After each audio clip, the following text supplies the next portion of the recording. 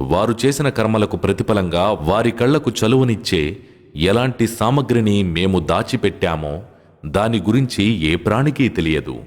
స్వర్గవాసులు ఈరోజు తమ ఆహ్లాదకర వ్యాపకాలలో నిమగ్నులై ఆనందిస్తూ ఉన్నారు. వారు వారి సతీమణులు చల్లని నీడల్లో పీఠాలపై దిండ్లుకు ఆనుకుని ఆసీనులై ఉంటారు. అందులో వారి కోసం అన్ని రకాల పండ్లు ఉంటాయి. ఇంకా వారు కోరిందల్లా ఉంటుంది. కృపాశీలుడైన ప్రభు తరఫున వారికి సలాం చెప్పబడుతుంది. భయభక్తులు గల వారికి వాగ్దానం చేయబడిన స్వర్గ విశిష్టత ఇలా ఉంటుంది. దుర్వాసనకు తావులేని నీటి కాలువలు ఉన్నాయి. రుచిలో మార్పురాని పాల కాలువలు కూడా ఉన్నాయి. త్రాగేవారికి మృదుమధురంగా ఉండే మద్యం కాలువలు కూడా ఉన్నాయి. స్వచ్ఛమైన తేనె కాలువలు కూడా ఉన్నాయి.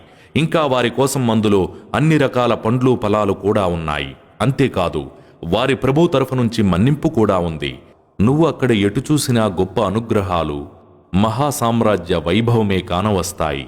వారి శరీరాలపై పచ్చని నాణ్యమైన సన్నని సిల్కు వస్త్రాలు, దళసరి పట్టు వస్త్రాలే ఉంటాయి. ఇంకా వారికి వెండి కంకణాలు ఆభరణంగా తొడిగింపబడతాయి. వారి ప్రభువు వారికి స్వచ్ఛమైన పరిశుద్ధమైన మధువును త్రాగిస్తాడు.